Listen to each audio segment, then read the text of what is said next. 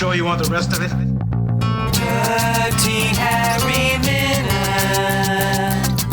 Dirty Harry Minute. Dirty Harry Minute Podcast. Dirty Harry Minute Podcast.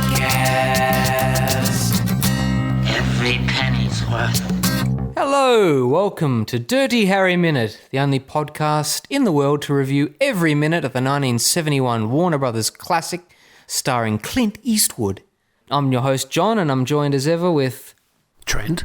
and Tim. and our returning guest, Shane Blamer. Oh, thank you very much. Welcome. What do you think of this minute? Oh, this is the gold. This is the one. This is the big mother load.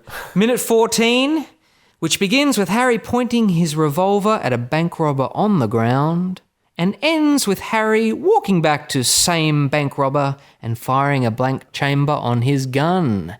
Tim, what did you think? That's cool. I really You heard it here first. Cool. I really like the alleged bank robber. What do you like? I really, other than the dialogue, but the angled shot looking upwards to Clint is pretty cool, I think. I don't know if that's meant to be that thing about authority being higher than you know, like how people sit in high chairs and It's not desks. It's not a point of view, is it? No. It's like we're following him. And, But yeah, but it's in a menacing. standard film, you would normally just probably get the, you know, what do you call it, waistline or eye level shot. Yeah, I don't know. I found that shot pretty cool. Super menacing. Mm. Yeah. And when the film was released in South Africa at the time, it was just documentary. Sorry. What's this District 9 reference? But yeah, I guess the main thing is his whole spiel that probably takes up a good portion of this minute. Yeah.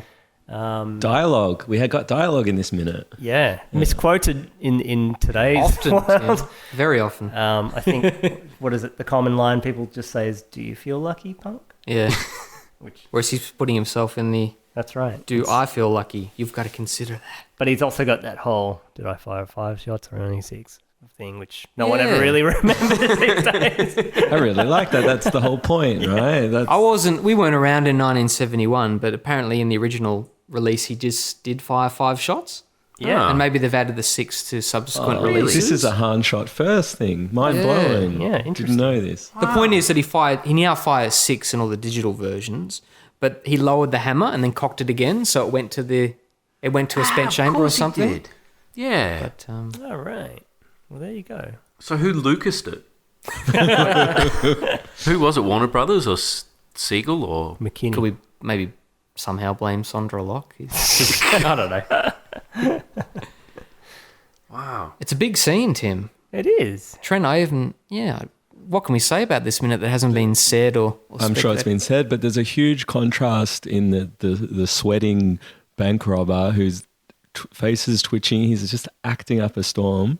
And Clint, who is just in a hair advertisement. He's so cool. His heart rate must be 40 beats per minute. Yeah. And I just really noticed the contrast just watching it now. Another contrast I noticed in that scene was the blood on Albert Popwell on the ground. Yeah. How good it looked. Yeah, more realistic, That did yeah. look pretty good. And the way it splattered as Splattered well. around, yeah. Fantastic. Yeah. Just very bright red. Yeah. Yeah. Yeah. But not as red as the one on his pants. So. It is. I was also going to say, I think that this scene could have played out. Careful. Tread carefully. No, I was going to say Go on. A criticism. it could have played out as like a very cliched, stereotypical. In a way, it maybe does, but it's probably the dialogue that elevates it a bit. But in any sort of action film with a sort of central hero like that, you always get that first scene within the first half an hour where they're out doing their job and you see how good they are at something. And I guess that was the equivalent of that in this film. But it's, I think, because of the setup and the dialogue, it sort of goes beyond that and has endured with that. It's very rewatchable because when you watch it again, you know it's a bluff. And you know that he knows that it's a bluff. And so he has countered. He knows what's going on.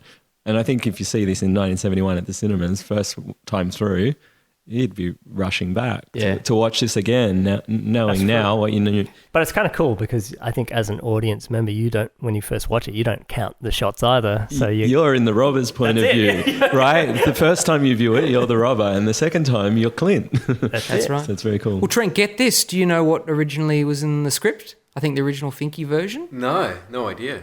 He was originally Harry was going to put the gun to his head to prove, and then shoot the blank chamber, and then laugh, and then walk off. They thought that was dark. too macabre. That would have been awesome. No, I don't. That's what I'm I don't tempted agree. towards. That's dark. If only they filmed it and then put it as a seamless branching extra on the DVD. Where do you fit on that, Tim? In that I think Parallel world? I prefer it the way it is. All right, I got 2 out of 4. Is this one of... he does it twice in this minute, but is this one of the 3 or 4 times in the whole film where he smiles? Yeah. Because you see him grimacing at the beginning of the, well, do you punk? He's kind of smiling then. And then at the end when he pulls the trigger, he's definitely smiling. Yeah, no, I think that's one of the only ones. Yeah. It's a bit of a sicko. Only time I can think of is the butcher knife and a hard-on anecdote we've talked about before. Yes, that sort of Yes, yeah. But I didn't know, guys, I legitimately didn't know when Popwell doesn't take him up on the offer. He sort of looks, is it disappointed, it looks like, before he goes to grab the shotgun? He goes like... I had a different interpretation. I can't help thinking of his inner monologue in that moment. Like, oh, look at this down here. Yeah. And if you go back and watch it, it doesn't. His expression is a little bit disjointed from what we're supposed to be thinking. It's like, oh, look at this. And he picks up the gun. You mean he didn't can't realize be thinking that? You mean he looked disappointed? He looked distracted because he thought, "Oh, that's actually closer than I thought it is," and he could easily get the gun. Or Perhaps it's that. Maybe he realised that Hollywood magically moved that gun closer You got than it. he expected. That makes more sense. The wind, right? In the scene before, it's a few, maybe an extra foot or 2 away. Yeah. I was trying to find more about... I did not know about the shot being added later on. So I've been trying to look stuff up on that. Yeah. And I've just found something here. When screened on the cable TV AMC, the first shootout was edited in such a way as to create a continuity error with Harry's, did I shoot 5 times or 6? In the edited version, his 3rd shot is missing, as is his 6th shot, which sends the robber crashing through a window. Thus, he only fires 4 times, not 6, as he does in the unedited version.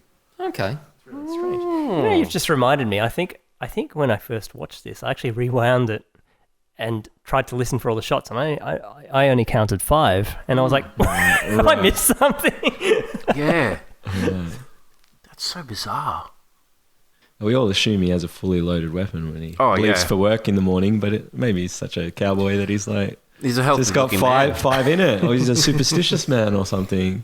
Do you think that's why he has to wear his coat, because he carries all his bullets in in the heat of summer? We just mentioned before the discrepancy between the proximity of the gun to the bank robber up close, and beforehand it's a few more feet away. But even so, the bank robber couldn't have picked up that gun in his condition on the ground. No way. So He's got to swivel the gun to gotta cock it attack and- position. No, he's at such a disadvantage. He's like, I've got to know, because I might have gone for it, because I was this close. No, you weren't, mate. right. Come on, pull off. Come off it. You're beaten. like I said, Tim, I didn't know where to start reviewing this minute, but I wrote down 2 things inconsequential. One, did you like Albert Popwell's orgasm? I thought, is this the very end of the minute? This is the peeing the pants moment. When he's about, in my opinion. Harry seriously can fire the gun. Cameraman, please stay on his face. I don't need to see that. Well, it was a bit theatrical. The breathe, the sigh of relief. But, got him future work on the other sequels. A bit of trivia. Popwell, I think, was a year or 2 older than Clint. Actually, Yeah. Doesn't really matter, but there you go. Oh, he looks like a dude, in his early 30s. Amazing. Even 10 years later, he still looked a lot younger than Clint. Now, Shane, do you think at the time viewers watching this are supposed to draw the parallels, maybe that these are Black Panther type African Americans, or would that be the stereotype. far too young to understand what the vibe was in 71. Like, I haven't really And we're done my research not like Americans you either. guys will have in Yeah. the era. But that didn't come across to me at all. But yeah, I'm not sure. Maybe, no, you might be reading into it something that's not there. Something I'm famous for. So many layers. No, there isn't, Shane. It's just, We it is invited what it you is. to review the superficial, so that's all right. Don't worry. I have to agree with Shane on this one. I think maybe it's a bit of a stretch to say something like. I think, like I said, it's probably just that first hero scene where they're trying to establish him as, invincible. My second note says they subtitled, I guts to know. Just singular, I got to know. Yeah, I needed that translation from Jive. I think isn't there a sign is that a scene in Aeroplane or Flying High or one of those? And I speak Jive. Do you know, having worked at a DVD distribution company, it's possible that the Q&A department corrected that as a spelling error. Yeah. I'm just going back a little bit about the allegations of racial insensitivity. Some smart person on IMDb says if you're a lip reader, you can read. He says buck and not punk. No, this seems like the YouTube video. I think they're drawing where, on straws here. No, you can see the P. P, you can. The B. B's and B's are pretty similar visually. And, yeah. You heard it here first. That's not true. The lower lip goes in, pouts a bit more. than the P. I don't know. I do have to lip read sometimes. So yeah. There's a I've never famous noticed it. YouTube video you can look up, and it's they've changed the audio, but it's a guy, I believe, saying ba and then pa. So ba like ba lamb and pa like my papa, my dad. So ba pa pa, and it's just so similar. So I hope you're getting that right. Fact check me later. I'd say it's pretty hard to say definitively one way or the other. Yeah. Well, is it ADR? Like, it's in the studio, but is it outside, inside? Where are the mics? I don't know. On the guns. That's why it's so big. Yeah. You guys are big fans of this minute? This is a great minute. Yeah. It's fantastic. iconic, no doubt about it. Absolutely. But do you enjoy watching it? Yes. Like, knowing what's happening, you sort of think laugh so. and think, I- he I- is so cool. I don't necessarily like to watch the lead up to it, but this minute's a good one. Yeah, there's a bit of psychology happening here that I really like. Yeah, well, it's a very playful interaction between two old school guys, the old school cop and the old school criminal, and they have a, just say, brotherly understanding. Yeah, bit of respect. Yeah. Does anyone know what that music playing out of the car stereo is? Yeah, at the No beginning? More Lies, Girl. By who? Well, it's on the soundtrack. I don't know who they've got the vocalist. Look it up. IMDb, Sounds good, man. doesn't it? No More Lies, Girl. Not a bad song. I think it's classy. It suits the times. Are the lyrics pertinent, or I didn't really clue into that what's being said? At the end, listen. It's interesting that they put it on the soundtrack, though. They must have been struggling for tracks. Yeah. Well, they do, like I said, they have that Harry's Hot Dog song on there. Well, it doesn't seem forced, like modern day soundtracks, where they're like, oh yeah, this is going to be on the soundtrack, isn't it? Because it doesn't belong in this scene, in this movie. Whereas this was very natural. It was good use of... Well, Shane, speaking of force, do you reckon Clint does the lines well? Like, is he flubbing it a bit? I noticed in my version, maybe it was internet stutter, but the pause wasn't how I remembered it before Do You Feel Lucky? So I was paying attention to his pacing, and I thought it's good. It does seem a little bit rehearsed, but it's rehearsed It's a long because line. it comes back right later in the film. Yeah. So maybe this isn't the first time he's said it. What we're watching right now, this minute, maybe he said it to other people at other times, sure. right? So I think, I do really like. It's probably the way he's true, Shane, delivering but I this. don't. It's probably very true, but yeah, I don't like that because I don't like Harry being a cliched man. Just Well, interestingly, not being they fresh in the same every I don't think situation. they didn't bring it back for the sequels, did they? Oh well, the opening scene, the pre-credit scene for Magnum Force with the gun, with the red background, he just recites a line. Do I feel lucky? Oh, right. Right. Don't remember. And it only comes back one more time, or no spoilers, but yeah. That's the only time, the Yeah. pre-credit scene or the credit scene for Magnum Force, yeah. Yeah, but in this film, Oh, yes, you've alluded to it comes at the end. one And he means one it, repeat. it's yeah. not flippant, it's, he means every word he says. Come on, bitch. Okay, Like, well, that plays into my conspiracy theory that maybe he's got it locked in. Yeah, I wonder if they knew everyone would just say, "Do you feel lucky?" Well, imagine getting your hands on the outtakes of this. I reckon Clint would have had a few. I reckon he stumbled through these lines. Oh, really? No, I didn't get that impression, but it was probably... Some early on. reviewers of John Milius's work, who purportedly wrote these lines and added it to the Thinky script, it has all the trademarks of his appalling syntax, they say, like being that this is adding conjunctive and subconjunctive. And it would blow your head clean off. Yeah. It is a bit of an awkward sentence. Trent, I read in the Magnum Force novelization as well. The line, the big line that becomes big in the next movie. I'm afraid you've misjudged me. They amended it to "I'm afraid you've misjudged me, punk." Really? In the book? Yeah, in the book. Yeah. Cheesy. I was just looking up that song that No more lies. that one, and it was hard to find much information on it, but the vocals were by a guy called Bernard Ito, who had worked with Dizzy Gillespie, but with lyrics by Donna Schifrin, so I'm assuming Lalo's wife. Interesting. But that's there's bugger all information on the internet about that at all, which you sort of think it's quite a well-known film, but Clearly not a well-known soundtrack. no. Yeah, how long have you had this soundtrack for? 2004 it came out, I think. I only got it a few years ago. And it gets a few spins even now. Yeah, shuffles on my player sometimes. How long is Not Harry's Hot Dog. It's like 34 minutes or something, yeah. Oh, wow, 34-minute. Some say this is probably the first meta joke in a movie, where it refers to, the clichédness of 6 shots or whatever, and up to this point, cops just shoot as many bullets, and we're just meant to believe that they never have to replace the bullets in their gun. There's always enough to shoot the bad guy. But here, Harry's saying, "I know what you're thinking. If this was a movie, I'd be out of bullets now. But have you been counting?" I suppose in Wow, I've never thought about it that way before. That's pretty interesting. well, in most other films, they probably don't even detail what gun the police are using, right? Yeah, well, that's right. You would just take it as you're shown. It's not a super realistic film by today's standards, but maybe it's getting a bit gritty and maybe by 1971 standards, trying to show you a little bit more about it's not all fun and games being a cop and shooting. You do have to reload.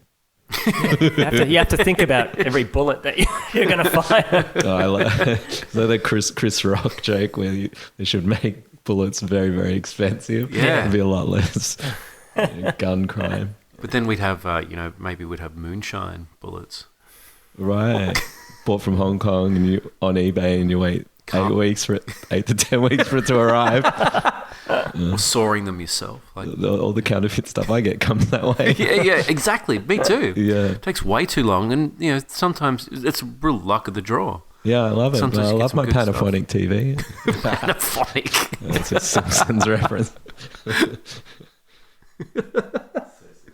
Shane, you've made me feel sad. You think how often would Harry bring out this spiel? Like every time he's got a perp in front of him on the ground? Or just the ones you think are worthy to take up the challenge, and that's why he's Well, disappointed? he's been shot. He's I don't know. He's in shock. He's falling back on his canned material that he knows work. He's type 5. I'm not saying he says it every weekend. I'm just saying maybe this is the second or third time he said it. Only when there's a threat around, isn't it? Yeah. The threat of the gun being picked up, and then later on... Yeah. Well, he has to have emptied his revolver, or at least one off emptying his revolver. Otherwise, this line just does not come up, right? Yeah.